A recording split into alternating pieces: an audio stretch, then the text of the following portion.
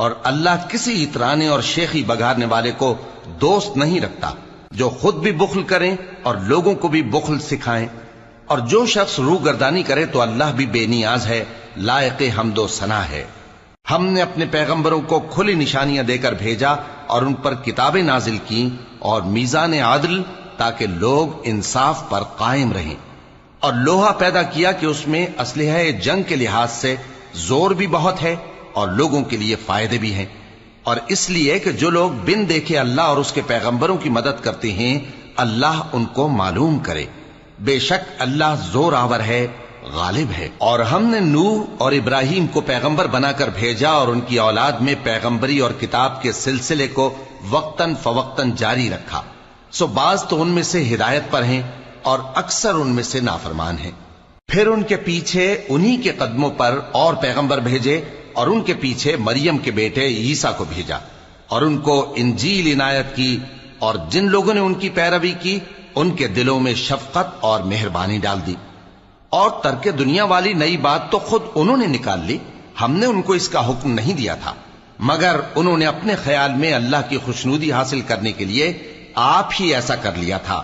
پھر جیسا اس کو نبھانا چاہیے تھا نبھا بھی نہ سکے.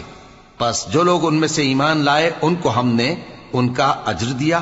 اور ان کیا ابھی تک مومنوں کے لیے اس کا وقت نہیں آیا کہ اللہ کی یاد کرنے کے وقت اور قرآن جو حق کی طرف سے نازل ہوا ہے اس کے سننے کے وقت ان کے دل نرم ہو جائیں اور وہ ان لوگوں کی طرح نہ ہو جائیں جن کو ان سے پہلے کتابیں دی گئی تھیں، پھر ان پر طویل عرصہ گزر گیا تو ان کے دل سخت ہو گئے اور ان میں سے اکثر نافرمان ہیں.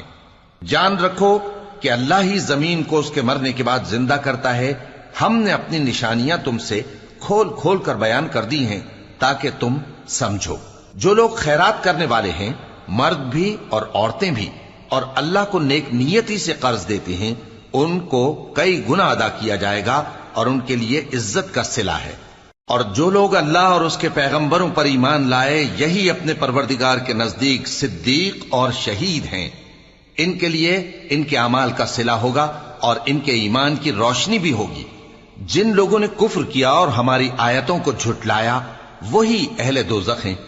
جان رکھو کہ دنیا کی زندگی محض کھیل اور تماشا اور زینت و آرائش اور تمہارے آپس میں فخر و ستائش اور مال و اولاد کی ایک دوسرے سے زیادہ طلب و خواہش ہے.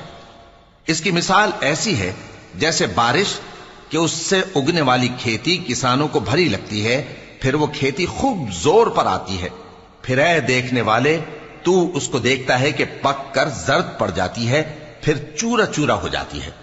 اور آخرت میں کافروں کے لیے عذاب شدید اور مومنوں کے لیے اللہ کی طرف سے بخشش اور خوشنودی ہے.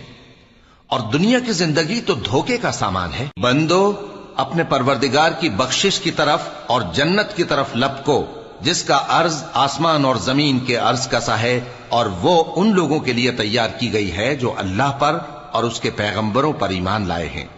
یہ اللہ کا فضل ہے، جسے چاہے عطا فرمائے، اور اللہ بڑے فضل کا مالک ہے. کوئی مصیبت زمین میں اور خود تم پر نہیں پڑتی مگر پیشتر اس کے کہ ہم اس کو پیدا کریں ایک کتاب میں لکھی ہوئی ہوتی ہے، اور یہ کام اللہ کو آسان ہے. تاکہ جو فائدہ تمہیں حاصل نہ ہو سکا اس کا غم نہ کھایا کرو، اور جو تم کو اس نے دیا ہو اس پر اترایا نہ کرو. جان رکھو